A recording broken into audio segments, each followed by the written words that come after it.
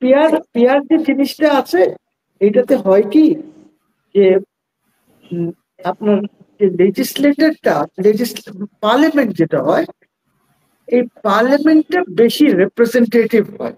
রাষ্ট্রপতি ইলেক্ট করেন মাত্র 300 লোকের মাধ্যমে। কি প্রবলেম আছে আমাদের ডাইরেক্ট ইলেক্টেড করার? পার্লামেন্টের কাজ করবে, প্রধানমন্ত্রীর কাজ করবে, প্রেসিডেন্টকে কিছু দায়িত্ব উনার থাকবে। এপ্রিলেও কিন্তু ইট ইজ নট অ্যাচিভেবল। তো যারা মনে করছেন যে ইলেকশন ফেব্রুয়ারিতে হয়ে যাবে, তারা কোথায় বাস করে আমি জানি না। আপনার খেয়াল আছে আসিফ মাহমুদ বলেছিল যে যদি আমরা সাকসেসফুল না হতাম তাহলে আমাদের কাছে এত অস্ত্র ছিল যে আমরা মাঠে নেমে যেতাম, আমরা অস্ত্র নিয়ে মাঠে নামতাম এবং যুদ্ধ করতাম। এর আগে শিবিরের এক নেতা বলেছেন যে রাজশাহী ইউনিভার্সিটিতে আমাদের কাছে এত অস্ত্র মজুদ ছিল যে আমরা এইখানে যত এই যে ফোর্সেস, পুলিশ টুলিশ, এদের সবের সাথে আমরা যুদ্ধ করতে পারতাম। তার মানে ওদের কাছে কোথাও আছে এইগুলি। আর আমি শুনেছি যে ম্যাগাজিন যেটা ছিল এটা নাকি AK-47 এর ম্যাগাজিন। তো AK-47 তো বাংলাদেশে 5 লাখ টাকায় পাওয়া যায়,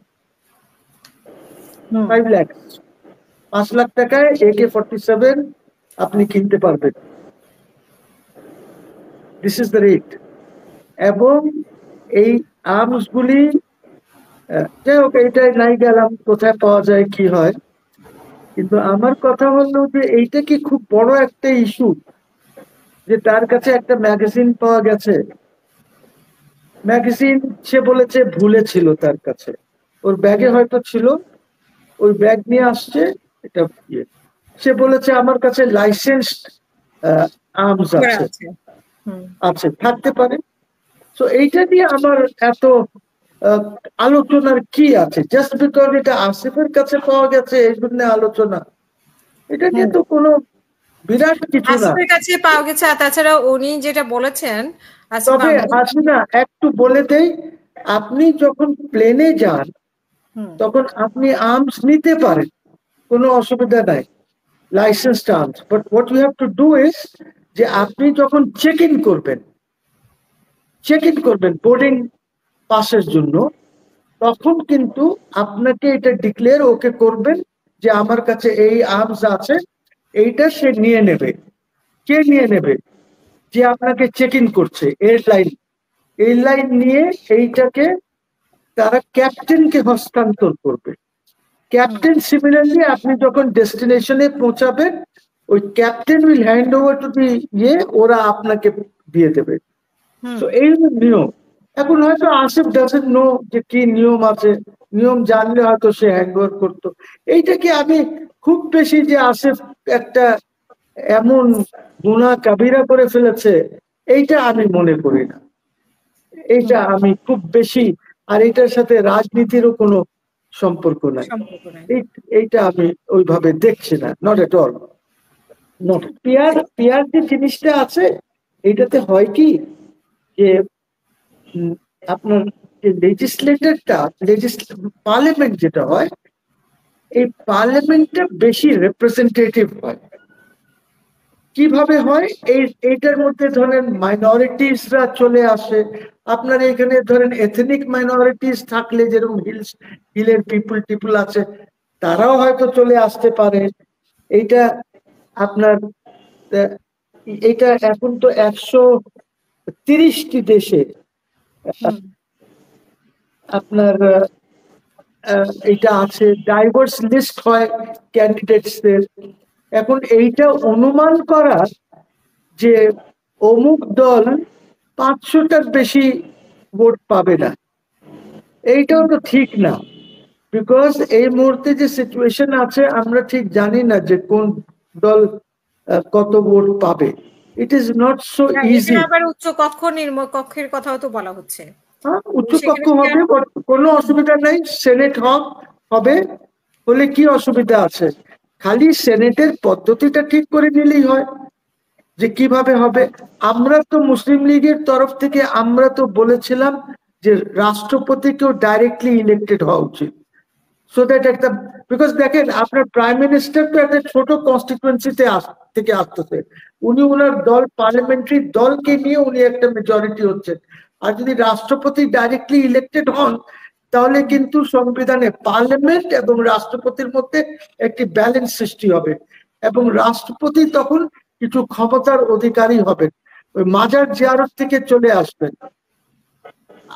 মুসলিম লীগের সময় তো বেসিক ডেমোক্রেসি করা হয়েছিল পুরা পাকিস্তানে, 80,000 বেসিক ডেমোক্রেটস ছিল, 40,000 বেসিক ডেমোক্রেটস ছিল ইস্ট পাকিস্তানে, এখন যেটা বাংলাদেশ। তো এখন তো আপনি রাষ্ট্রপতি ইলেক্ট করেন মাত্র 300 লোকের মাধ্যমে।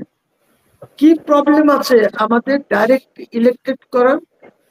পার্লামেন্টের কাজ করবে, প্রধানমন্ত্রীর কাজ করবে, প্রেসিডেন্টকে কিছু দায়িত্ব উনার থাকবে, উনি কিছু কনস্টিটিউশন, যেরকম আমরা কি বলেছি, মুসলিম লীগ বলেছে একটা উলেমা কাউন্সিল করতে, মুসলিম লীগ বলেছে মাইনরিটিস কাউন্সিল করতে, মুসলিম লীগ বলেছে হিল এই যে এরা যারা আছে ট্রাইবালস কাউন্সিল করতে, মুসলিম লীগ বলেছে ন্যাশনাল সিকিউরিটি কাউন্সিল করতে।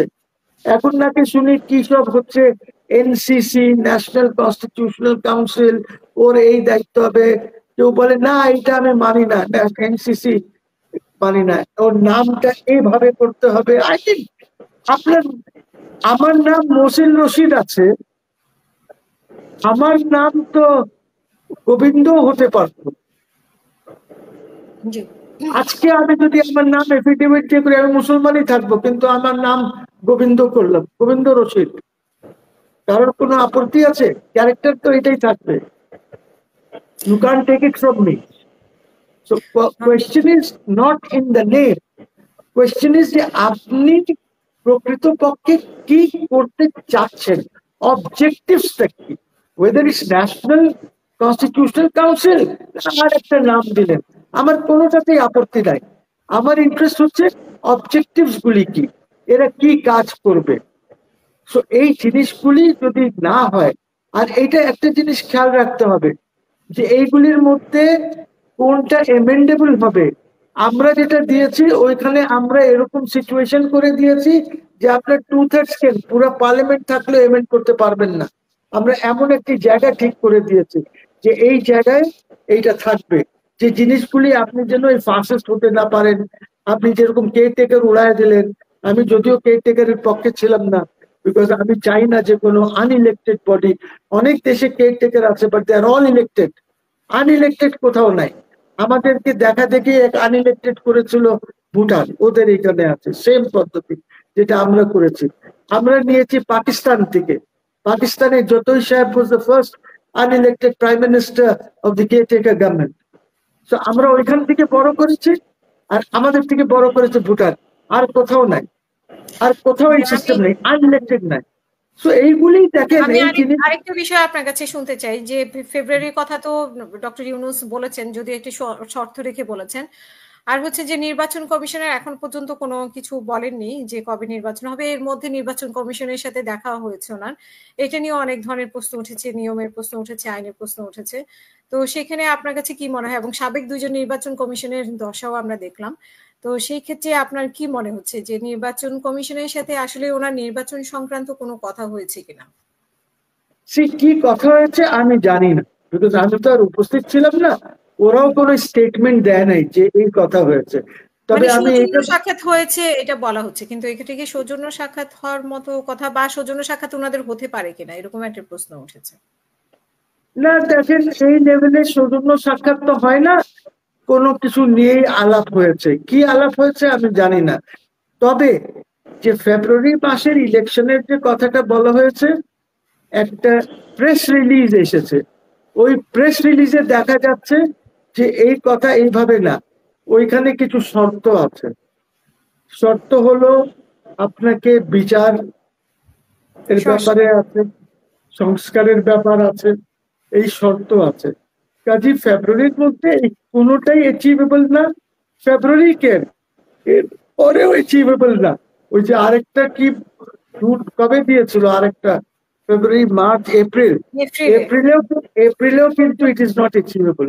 সো যারা মনে করছেন যে ইলেকশন ফেব্রুয়ারিতে হয়ে যাবে, তারা কোথায় বাস করে আমি জানি না। They must understand. একটা জিনিস তোমাকে বলি, he is an American man, he has been sent here by the United States, এবং ওনাকে একটা কিছু দিয়ে পাঠানো হয়েছে। বলা হয়েছে এখন ইলেকশন হলে কোয়ালিশন গভর্নমেন্টের, যখন ইলেকশন হবে কোয়ালিশন গভর্নমেন্ট হবে। কোয়ালিশন গভর্নমেন্ট, আমার থেকে শুনে নাও, দেখবে কোয়ালিশন গভর্নমেন্ট। আর দুইটা দল আছে, একটা হলো এনসিপি ইউনূসের দল, আর একটি দল আছে, ওইটার নাম আমি এখন প্রকাশ করতে চাচ্ছি না, যাদের backing and funding is coming from there. ঠিক আছে, স্কিমটা হচ্ছে কোয়ালিশন গভর্নমেন্ট।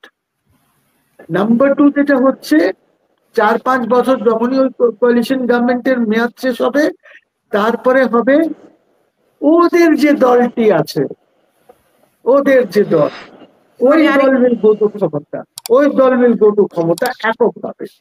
প্রথমবারের মতো কোয়ালিশন, সেকেন্ড ইসে ওই দল যাবে, এন্ড ওই দল ইজ নট বিএনপি।